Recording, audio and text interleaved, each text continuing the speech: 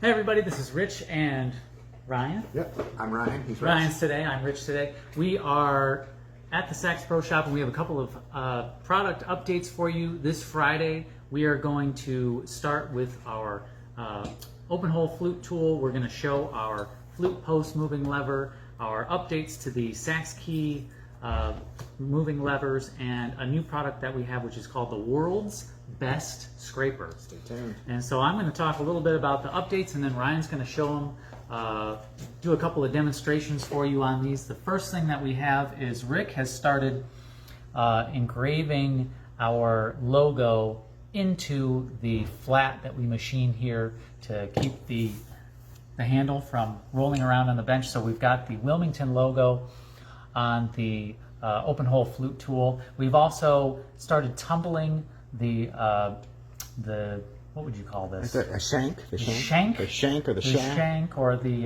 mandrel portion of the tool. And so this is extra smooth to not to mar bushings, open hole flute bushings of any kind. And it still has the, if I can get it open, it's in there nice and tight. This is also still has the adjustable bushing height tool that comes with there in the secret compartment. And Abby over at Docs Music, docs.uk, has an amazing video on demonstrating this tool, and you should check out Docs Music, or on YouTube if you just search for MusicMedic open hole flute tool, you can see her using that. And then we also have some updates to the sax key bending levers. These have a laser. Ooh, lasered. We've lasered our logo into these, which nice. is really snazzy. The handles still feel really comfortable in your hands. We've also started these. You can see where they're made now. Let's see. Almost. Oh, there it is. Wilmington, North Carolina, USA. And we also have the logo that we started engraving in there. And Perfect. These are made from tool steel, and we've also started tumbling, so there's no sharp edges on any of the working portions of the tool. These little adjustment screws, if you need extras of those, we have those on the website in packages, so if you need extra of those are easy to get. And then the other tool that we have, if you haven't seen this in a while, this is the idea for this handle came from this handle. This is our Flute Post Moving Lever, and it's got our aluminum handle with a knurl in it, so it's easy to grip. The tool steel workpiece, again, that's been covered in black oxide.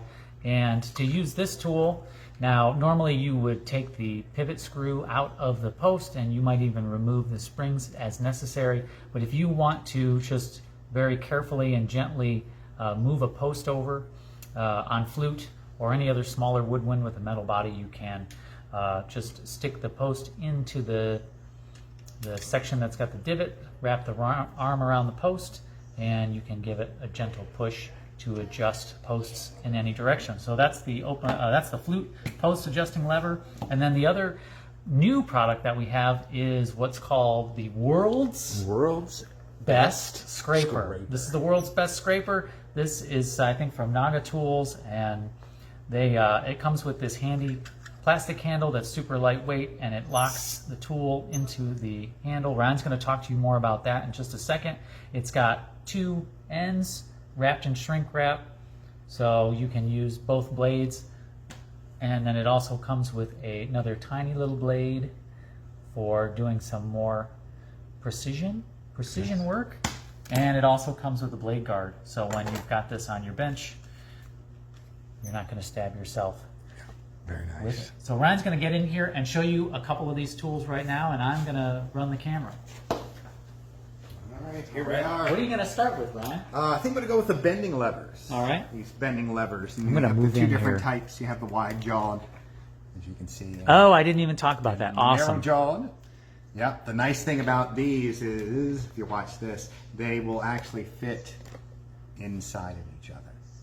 Okay. Sweet. Why is that important? Well, it's important if you're working with keys that have one-piece arms, as we call them. So you can see the key spine here goes directly back into the foot, okay? Versus one that you can see here, the key arm goes back and then it stops, and then the foot is completely separate. So this one, the key arm just rests on the hinge tube, and on the other one, if you want to just rotate it, Yep. See, it's all that's all one piece. all one piece, and it's very difficult to bend these, especially let's say your key is open way too much and you have to bring it down.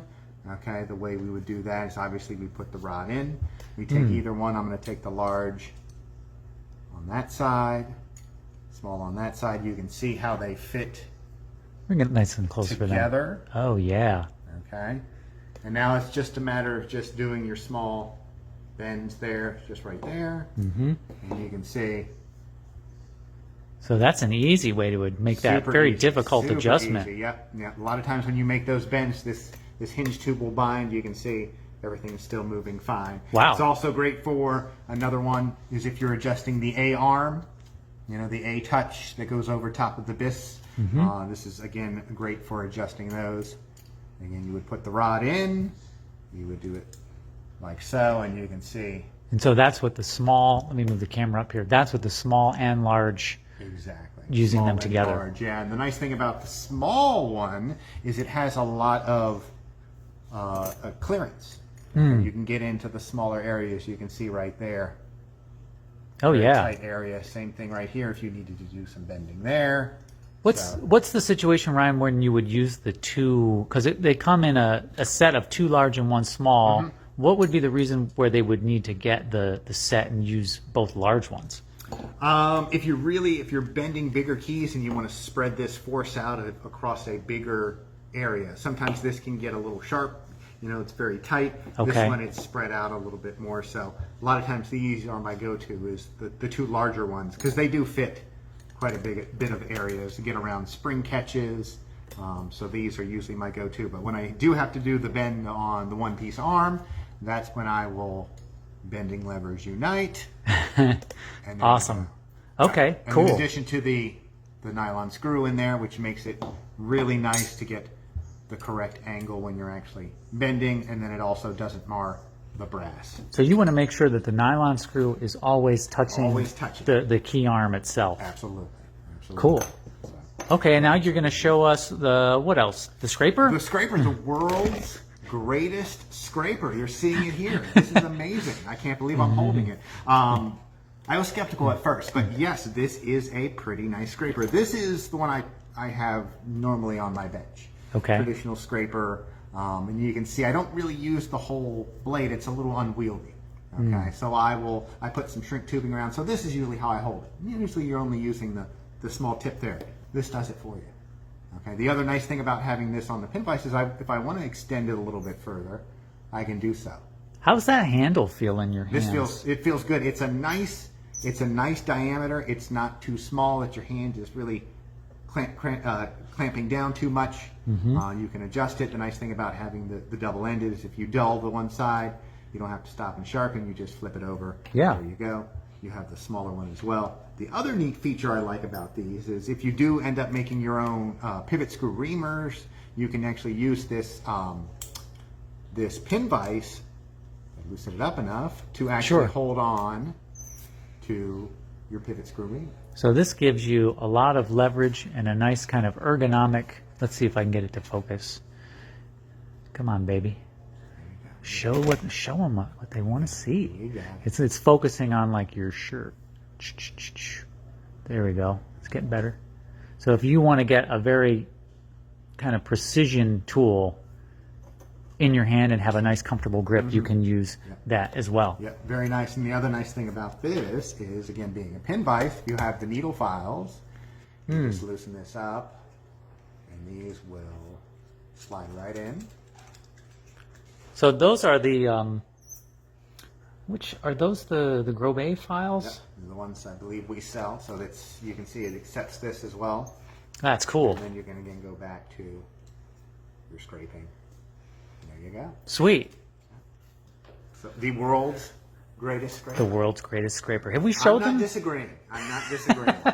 So we'll just leave it at that. So we've got the open hole flute tool, and be sure to check out Doc's Music and the demonstration video that Abby's got on that. And we've got let me get the camera in here so Ryan can show you these things as well. We've got our flute post lever. If you haven't played with one of these, this would be a good item to pick up if you're going to up your flute game.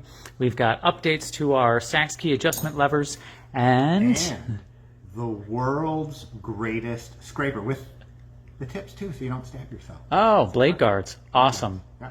Well, that's going to do it for today, guys. Everybody have a great weekend, and don't stab yourself in the arm with the world's greatest scraper. And until next time, Happy repairing.